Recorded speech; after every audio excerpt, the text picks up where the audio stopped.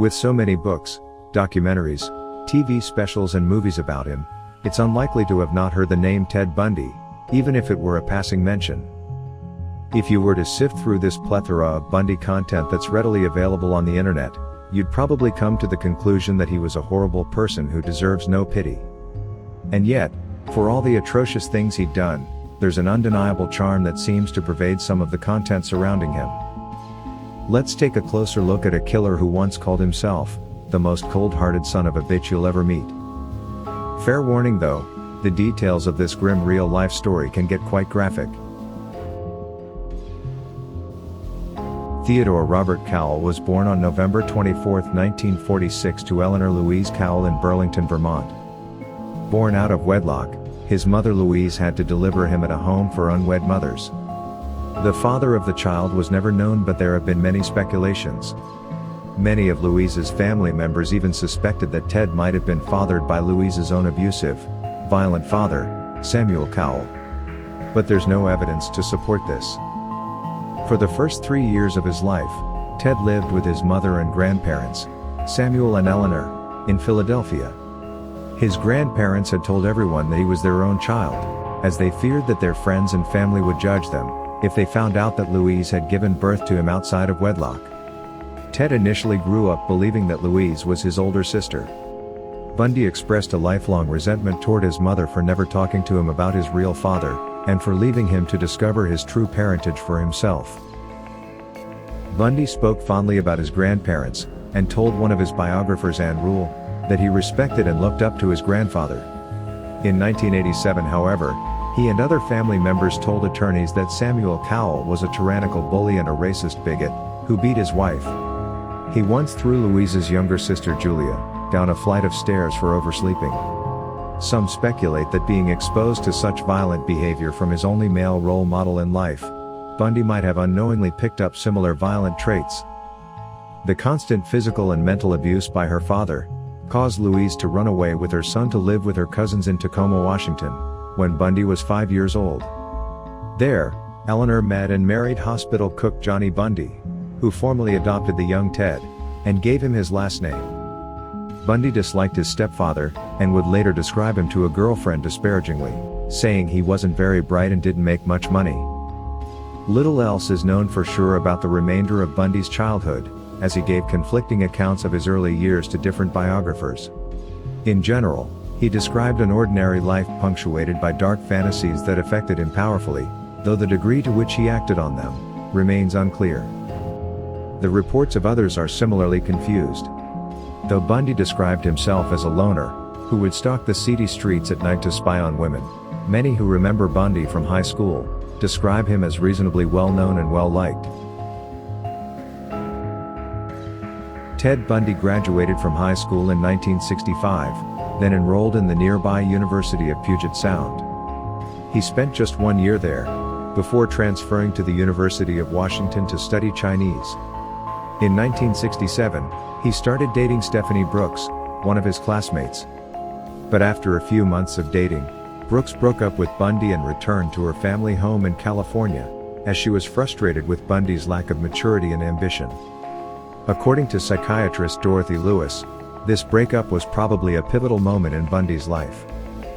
He dropped out briefly in 1968, but quickly re-enrolled as a psychology major. During his time out of school, he visited the East Coast, where he likely first learned that the woman he believed to be his sister was actually his mother. How Bundy dealt with the information is not known, but it was obvious to those that knew Ted that he had experienced some kind of transformation. Gone was the shy, introverted Ted Bundy. The man that returned was outgoing and confident, to the point of being seen as an extroverted braggart. Then, back at UW, Bundy started dating Elizabeth Klopfer, a divorcee from Utah, who worked as a secretary at the School of Medicine on campus.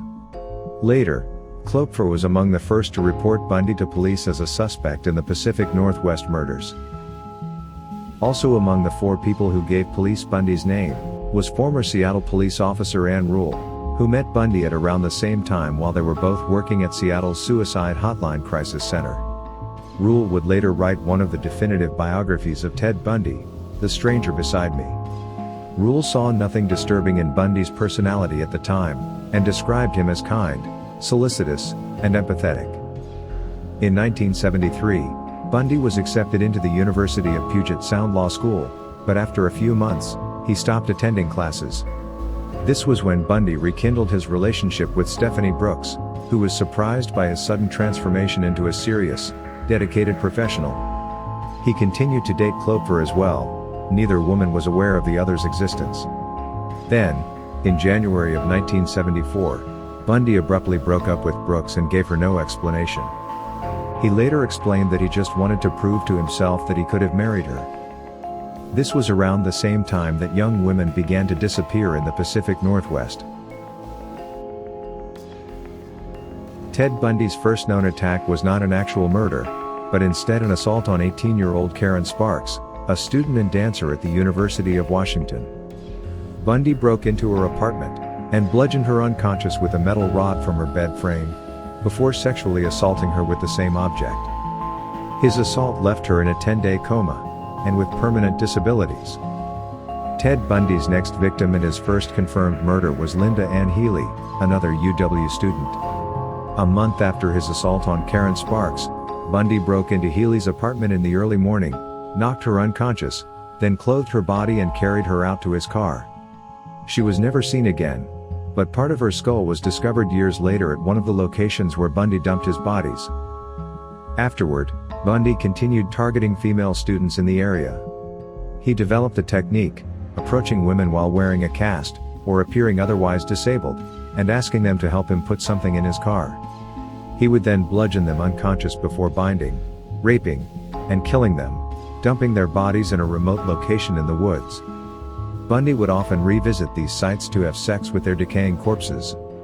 In some cases, Bundy would decapitate his victims and keep their skulls in his apartment, sleeping beside his trophies. In 1974, young women from colleges across Washington and Oregon were disappearing at a rate of one a month. The police in the Pacific Northwest were in a panic and had few leads as to who was behind it.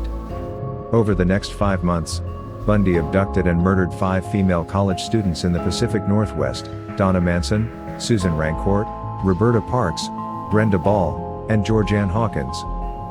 Responding to this rash of disappearances, police called for a major investigation and enlisted a number of different government agencies to help look for the missing girls. One of these agencies was the Washington State Department of Emergency Services, where Bundy worked. There, Bundy met Carol Ann Boone, a twice-divorced mother of 2, whom he would date on and off for years as the murders continued. The last of the disappearances in the Pacific Northwest was that of Janice Ott and Denise Naslund on July 14, 1974. Bundy later revealed that he made one watch as he tortured and killed the other. There were, however, multiple witnesses who saw Bundy in the company of the kidnapped women, and were able to give the police a clear description of his profile. The police, now armed with a detailed description of their suspect and his car, posted flyers throughout the Seattle area. A composite sketch was printed in regional newspapers and broadcast on local television stations. Elizabeth Klopfer, Ann Rule, a DES employee, and a UW psychology professor, all recognized the profile, the sketch, and the car, and reported Bundy as a possible suspect, but detectives, who were receiving up to 200 tips per day, thought it unlikely that a clean-cut law student with no adult criminal record could be the perpetrator. As the manhunt for the abductor continued, more witnesses produced descriptions that matched Ted Bundy and his car. Just as some of his victims' bodies were being discovered in the woods, Bundy was accepted to law school in Utah and moved to Salt Lake City. After moving to Salt Lake City to attend law school, Bundy murdered 4 women between October and November 1974. He attempted to kidnap Carol DeRanch as well, but she escaped. Her kidnapping, survival, and the ensuing trial resulted in Bundy's first conviction. In the months that followed, Bundy would go on to kill 5 more women. Klopfer, on learning of the Utah murders, called the police a second time to reaffirm her suspicion that Bundy was behind the killings. There was now a mounting pile of evidence pointing toward Ted Bundy, and when Washington investigators compiled their data, Bundy's name appeared at the top of the suspect list. Finally, In August 1975, Bundy was pulled over while driving through a Salt Lake City suburb, and police discovered masks, handcuffs, and blunt objects in the car. While this was not enough to arrest him, a police officer, realizing that Bundy was also a suspect in the earlier killings, put him under surveillance. The officers then found his Volkswagen Beetle, which he had since sold, where they discovered hair matching 3 of his victims.